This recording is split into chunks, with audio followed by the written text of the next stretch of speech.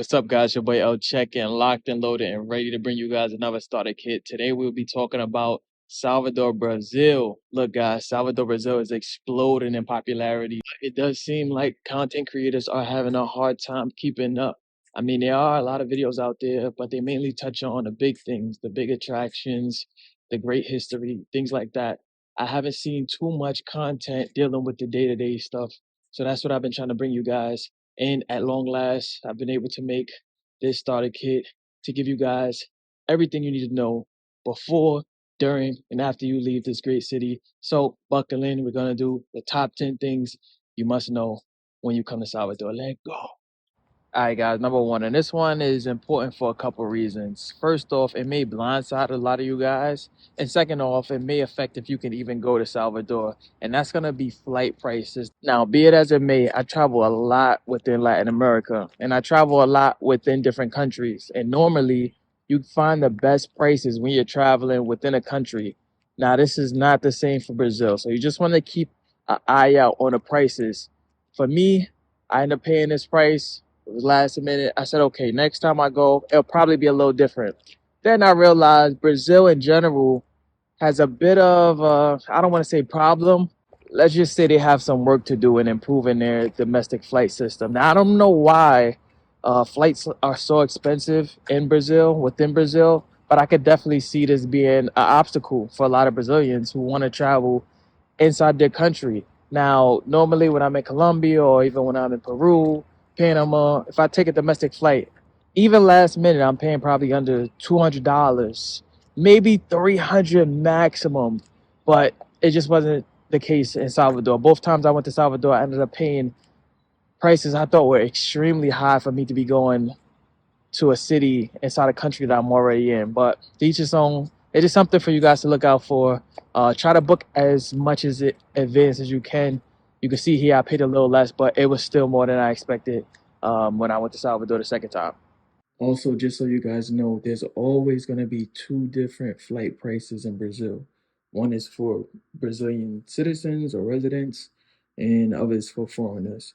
Well, checking how will they know? Brazilians or residents or people who live there or whatever, they have a CPF, which is basically a social security number. And to get the Brazilian price, quote unquote, you'll need a CPF. It's very common for businesses and places like airports and stuff to collect CPF. It's kind of interesting how it's their social security number, but they give it to everybody. I'll probably talk about that in another video. But anyway, I would say don't try to scam the system. They have got it down to a science. You can try, but it's very difficult to actually get the Brazilian price because, like I said, you need a CPF. And if you don't have a CPF, even when you go pay with your credit card or debit card, somehow they just know that it's not, that you're not a Brazilian. So don't even try. Save yourself a lot of headache, a lot of time, and just go ahead and use the foreign price. All right, guys. Number two, plan early and plan often. Keep this in mind as we keep going because the other points are definitely going to relate to this one. Salvador is a place that's, uh, the best way to say it is, it's very organized in the way it does things. It gives much of a island vibe. So things are kind of laid out according to days, according to hours. So you don't want to just pop up in Salvador and just think that you're going to hit the streets and everything is going to be good and jolly. It could happen like that, but I think to get the most out of Salvador, you want to pay attention to things that are going on. You want to pay attention to events. You want to learn and figure out what you're going to do before you get there. Salvador has a lot to do, guys. A lot of activities and a lot of areas to explore. And the way it's set up with that great history and the beaches, you're gonna want to make sure that you get everything done, or as much done as you can during your trip. And to do this, you're gonna definitely have to put a little work in, figure out what's happening, what days, and just stay on top of it. If not, you could find yourself just having a trip pass you by. All right, guys. Number three, which really lends itself to the last point, it's food, guys. They say Bahia or Salvador has some of the best food in Brazil, and I have to agree. If you haven't seen my video there, check it out. It's a little simpler of what to expect in regards to food out in Bahia. But anyway, like I said, this lends itself to the last point because a lot of restaurants only serve food certain days and certain hours.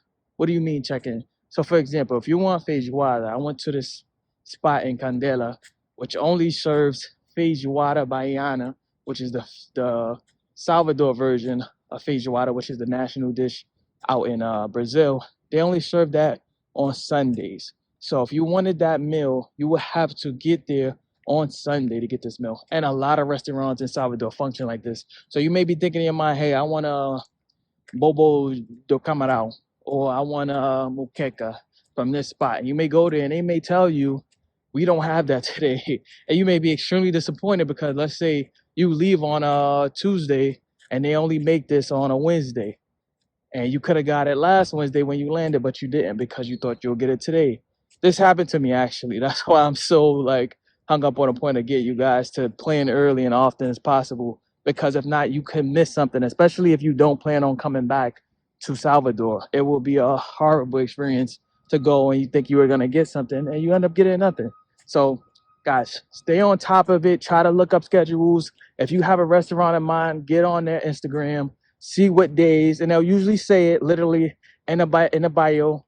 We have this meal this day, and this happens a lot. So, like I said, guys, stay on top of that. Very important out there in Salvador. All right, guys, where to stay? Look, this one, I mean, it's really gonna depend on what type of person you are, what type of things you are into. But I would say, generally speaking, the best area to stay is this area called Baja. Now, this has the main two tourist beaches, the beaches you probably have all seen 1,000 times. I know when I was looking at stuff to do in Salvador, it was the only thing I kept seeing is the beach, and it's in the downtown area, which is cool too, a good place to stay. But I would actually recommend the Bahia area. It's very centrally located. It's about 15 minutes away from the downtown area or central or Pelourinho or however you want to call that area. Also, it's about 15 minutes away from the main nightlife area, which is Rio Vermelho or Rio Vermelho. Um, Very convenient area, and then of course the two beaches are right there, food and everything right there. It's a good area, guys. This is the area you're gonna stay in. You can stay on either part, the part closer to one beach or the part closer to the other beach. Just a great area to stay in. Highly recommend it. Not the best for restaurants, but it's centrally located, so you could get to a good restaurant if you needed it. So definitely put this on your mark this on your maps to stay here. Price wise, at least for me, when I stayed in Baja both times, it came up to about, I would say about $65 to $80 a night. And this was for pretty decent accommodations, you know. I mean, view, security, stuff like that. Hey guys, number five. Number five is one you want to pay close attention to and make sure you listen up because it's a big one. And this is knowing your surroundings, knowing the prices, and visiting the supermarket. I'm gonna just group all those together because they all came to fruition in that video you guys probably seen. If you didn't, make sure you check it out. But I do want to highly recommend this supermarket, and I want to tell you to go there the first day. Markups in Salvador can be extremely high. I talk about this in a couple videos about quote unquote gringo prices, foreigner prices, however you want to call it.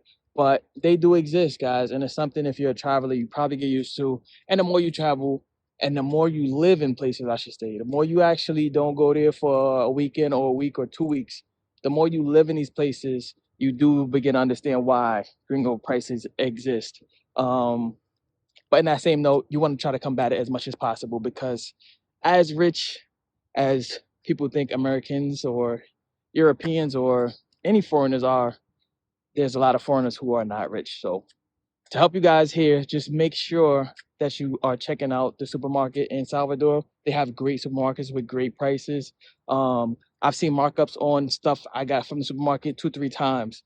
Like, you know, probably could get a Heineken for 6 in a supermarket, and that same Heineken will probably be like 15 on the beach or something, you know. So make sure you go in there to grab all your stuff. I recommend always having a cooler bag. I love my cooler bags, just to have them on the beach. Bring my own stuff, and yeah, try to combat it as much as possible, so you aren't finding yourself paying all of these crazy prices. All right, guys. Now that we got some of the boring stuff out the way, let's get it. Number six, guys, safety. Safety, guys. How did I feel walking around Salvador? Was it safe? How, how should you prepare, and things like that. I would say this is always a hard question. I tell you guys all the time, it's always a difficult question because everybody has a different, I say, like a different danger palette. Everybody has a different temperament and tolerance for danger, appetite, even some could say. I wouldn't say I have a super high appetite for danger, but some situations I don't feel that dangerous are dangerous compared to somebody else. So I would say for me, Salvador felt really safe. Of course, all the times you want to just be on your P's and Q's. Don't go into neighborhoods you don't know. Try to visit places outside the tourist area with somebody, or just go directly to your destination. Do as much research as you can to make sure that you are playing by the rules and that you aren't doing things that are culturally out the norm or seen as disrespect. That's one thing about Brazil. A lot of the rules and stuff going on that gets people in trouble is about respect. I learned that over the last couple of years traveling there, living there, and so forth. So I would say Salvador is a place you can walk alone at night. I mean, in the safe areas, you can walk alone at night. You could definitely travel there solo. You definitely could walk there during the day, um, and not have to worry. Uh, of course, learning some Portuguese would be helpful, but it's not 100% mandatory. You'll get around just fine, especially if you're doing more tourist activities. But yeah, I would say if I had to put it on a scale, with 10 being the most dangerous, Salvador is probably a 4 out of 10 if you are staying within the bounds of uh, tourist or visitor areas. Now, if you're going outside of that, Salvador or Bahia, the state of Bahia is very dangerous. Um, but it shouldn't apply to you because you shouldn't be doing or visiting dangerous places. All right, guys, number seven, or at least I think it's number seven, is nightlife. Now, look, guys, I get a lot of questions about nightlife in Salvador. I try to make as many videos as I can. Um, I've seen nightlife videos, and they just tend to leave out a lot of stuff, location, times that they're out, stuff like that. So we try to get into that. One big thing I want to say, and I've kind of made a video on this. Salvador has a lot of different vibes. So I think that's like the diversity in their nightlife is really, really interesting because you could go to a club, you could go to the bar. They have the outdoor activities. They got that classic Brazilian nightlife vibe where you're just outside kicking it, drinking beers. They have that. They have they have anything you could think of. They got the beach at night. They got a lot of nightlife. They got the let's say the Broadwalk and the Bahia where the beaches are. They have that, which is some days, especially on the weekends, full of people, full of activities, full of entertainment. They have all this stuff at night. So they got live music, which is another super classic Brazilian thing. So they have a lot of vibes, and I think no matter what you're looking for, whether it's the club, whether it's something chill, um, samba, uh, even if you just want to walk around Pelourinho, they have a lot of music and entertainment going on there, um, and it's really very diverse. I think that's one of the great things about Salvador at night. On top of that, it's extremely affordable. Most places do charge a cover in Salvador, especially when you get to nightclubs. Um, they will charge a cover, but it's pretty light, and everything inside tends to be, good prices. Whether you want a caipirinha, no matter what you're looking for, you probably could get it at a very affordable price, especially compared to prices you may get in Rio de Janeiro. Now, hours of the lituation. That's what it comes down to. I do think Salvador is a place that you want to go out earlier than later, especially if you're heading to Pelourinho. This goes again to point number 2 or 3, where I said things are well planned out. So, for example, if you want to go to Cachaça bar or the Cachaça spot, the most famous one out there in Central, that closes at like 7 p.m., guys. They're very organized in the way they do things. It closes really early, and you really want to be on top of that. So you make sure you're not going to Central at like 9 p.m., which is it's a typical time you may want to try out a cachaça bar, right? It'll be closed. It'll be closed, and you'll be shocked and upset. So stuff like that, you got to just make sure that you're on it, at the jump, and make sure that you're planning to make these spots. On top of that, there's other places in Rio Vermelho that don't close, like Show Bar. Show Bar probably, if not the biggest little disco about to call it discotheque, but party spot, probably the most well known, the most definitely crowded. It gets really lit. But that spot doesn't close till like 5 a.m., 6 a.m. So depending on what you're looking for, they can provide it. If you want a night out to 6 a.m., they do that. A lot of people stay out. Like one night, me, KBBG, we were out to probably like 3 a.m. Just by this little restaurant area, bar area where you could just sit down and talk and drink. We was out there till like 3 a.m. and that never closed. And we had actually a group of females who were celebrating their birthday, who asked us to stay longer, like to stay out and grab a drink with them. And he was like, well, mainly I think it was me. I was like, nah, I'm wiped. But yeah, guys. So it really ranges, but I would say shoot for more the early end. A lot of things do close early, especially if you have a specific thing in mind. Just look it up, make sure you know when it closes. Guys, number 8. I think this is number 8, but a very, very important one as well. Set expectations or have a bad time. That's the easiest way for me to say it. Set expectations or you will be a grumpy, complaining person. Do not go to Salvador thinking it's Rio de Janeiro. Do not go to Salvador thinking it's Recife. Do not go to Salvador thinking it's uh, Fortaleza. Salvador is Salvador.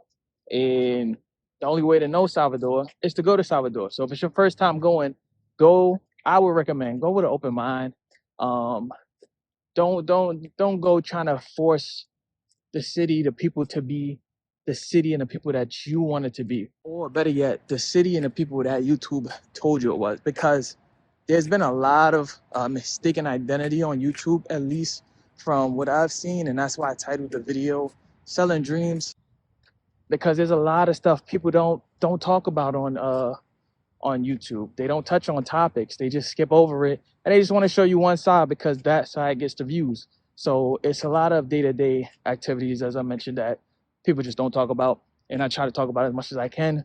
But yeah, you go to Salvador. Like I said, it's hard to put it or box it in or give it one name, but for me, I give it more of a island vibe. Uh, uh, a city that has a lot of things to do during the week if you are willing to look for them, but a city that really comes to life Thursday, Friday, Saturday, and Sunday. So that's my perception of Salvador, but yours may be different. So don't judge it until you go, and then let me know below what you think about it. All right, guys, number 9. And this one is it's one I just push a lot, even when I'm not talking about Salvador. But from my experience in Salvador, I think it's very, very important to talk about it. And that's try to see stuff outside the tourist area, guys. Salvador, the biggest thing, as I mentioned in other videos, is huge. And I didn't know that. And I felt really bad going to Salvador and planning my whole first trip around like the same 2, 3, 4 mile radius. And then finding out when I was leaving, this place is huge, and it didn't even hit me until I was heading to the airport going back, and we drove along the beach side or the coast side, and we passed so many beautiful beaches, passed so many restaurants, we passed so many things, and I just felt like a fool. And that's why I'm telling you guys to check out everything you can. Do as much research as you can. Go on Google, search popular places outside of Baja and Pelourinho, and just try to find as many places as you can. Check my videos out, see if you find anything interesting there. But please, please, please, if you have a week, 2 weeks in Salvador, do not spend every day in Baja, the neighborhood, because it's very easy to. It's very easy to just stay on that strip because essentially it has everything you need for a vacation, but you will not be getting a full Salvador experience. All right, guys, number 10, and this one is kind of a cheesy one, but from my experience, I've noticed people tend to skip this little activity or experience, but try cachaça, guys. That's how we're gonna end this here. Try the cachaça in Salvador. A lot of people don't know Salvador has a lot of history with cachaça. And like I said, they have this great spot called Cavarinho, which you could go to, check it out. It's in Pelourinho. And there you could try a lot of different flavors of cachaça, traditional cachaça, infused cachaça. And they just have a lot of options for you to try and to experiment with. And a lot of people don't know this and they skip the spot just because they don't know it and they don't give it a chance. So, guys, with that being said, I think we're going to leave it here. I hope you guys enjoyed this. These are my top 10 things to know about Salvador before you go. If you haven't already, like, comment, subscribe. I keep these going, guys. It's my starter kits. If you guys aren't familiar, I do these all the time. Sometimes I call them starter kits. Sometimes I call them travel guys. But either way, they're the same thing. It's information about the spots that I learned that I want to pass on to you guys. So hope you guys have fun here. Like, comment, subscribe, like I said before, and we'll be back. This is Salvador. Let's get it. Get that ticket right now if you don't got one. If you don't got a ticket, bro, I'm going to get on that with you. Check you out later, guys. I'm out. What's up, guys? If you like the shirt you see me wearing in this video or any of my other videos, check out the description box below to get yours.